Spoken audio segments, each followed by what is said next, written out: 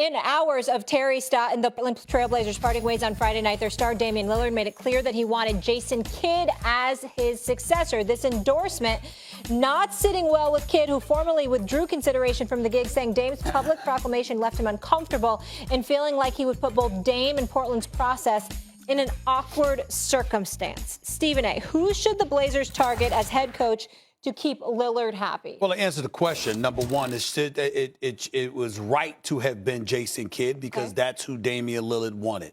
Mark Jackson, yet again, I'm going to bring up that name yet again, our colleague and analyst here at ESPN. How the hell this man don't get interviews? It's just beyond me. It's just beyond me. Mark Jackson should be interviewed by Portland. Mark Jackson should be interviewed by Boston. Mark Jackson should be interviewed for damn it any head coaching job out there in the NBA, considering what he brought to the table. Max, I'll leave a couple of names to you. I just want one name. They were on my list. I'll leave that. Chauncey Billups is a name I'm going to throw out there as well. But let me get to this Jason Kidd thing, because I will remind everybody, yeah, I know I'm doing First Take, and I got Stephen A's World, and I'm a very, very busy man in studio.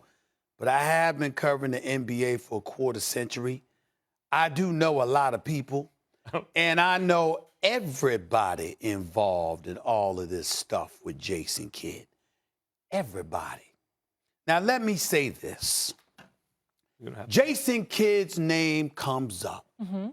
Damian Lillard throws out his name. Gave him an out. They're Oakland natives, both of them. They've known each other for years, okay? That's why Damian Lillard did that, because he respects the brother and he knows him, all right? And then all of a sudden, all this noise comes out about Jason Kidd's past.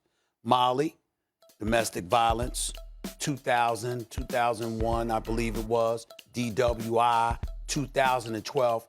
I would remind everybody that since that time, no other incident has happened. Jason Kidd has had not one but two head coaching jobs in Brooklyn and Milwaukee. But somehow the Knicks job comes up, people start talking about his past. Okay? The Lakers job, because they wanted him before Frank Vogel, people start talking about his past. Now Portland comes up and people start talking about his past. And I find that a tad bit odd. How all of these stories just suddenly percolate right when the time when it seems ideal that the brother's about to get a head coaching job.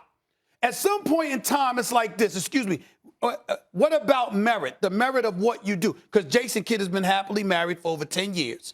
Ain't had no incidents to speak of or whatever. Okay? And if you're good enough to be an assistant coach on a team, okay, then your merit should decide whether or not you're the head coach, as opposed to somebody bringing up stuff from 20 years ago, all right? So I find that a tad bit odd.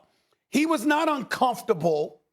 You have to figure out how I know this. He was not uncomfortable with Damian Lillard recommending him. He was honored that Damian Lillard would recommend him for that job.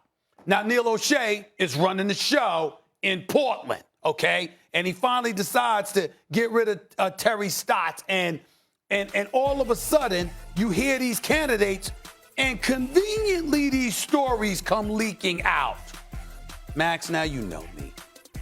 I'm a very, very busy man, like I said, until you require my attention and ask me to, and essentially force me to look into stuff. I have better things to do. But now this got my attention, because I want to know why. I want to know why, and all of a sudden, you understand, a name like Jason Kidd comes out, and we start hearing about all of these things that we all knew, but nobody talked about. And every single time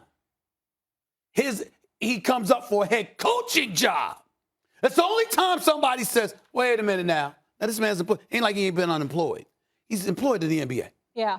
Like it's okay for him to be an assistant, but it's not okay for him to be a head coach. Real quick, the way I read him saying he was uncomfortable was, it just sounds to me like maybe the Lakers job might be available before too long, and maybe he would be considered for that. It could be, but I doubt it. But that's not it. He was not uncomfortable. I got you. He was not uncomfortable. Let me say this. I'd love to see Sam Cassell. You always talk about the paucity of African-American head coaches. Well, if you go to retreads, guys who've already had jobs, you're not entering any fresh blood in there. Why not a guy who's paid his dues in the assistant ranks, Sam Cassell, a champion as a player, as a top assistant coach, get his name in there?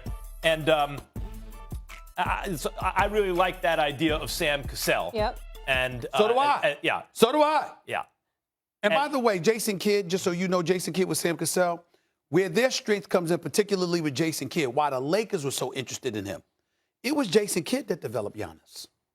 He's big on player development, him and his team. When you play with Jason Kidd or you play for Jason Kidd, you get better as a talent. Yusuf Nurkic, just a thought.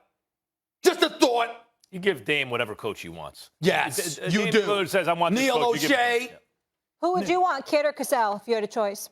Ooh, that's a tough one. 'Cause Sorry, I could win gotta with do either. it. It's first take. I would say Sam Kidd. Cassell. I would say Sell a Kidd. shot. I would say Kidd because Damian Lillard wants him. Well, Neil that's O'Shea.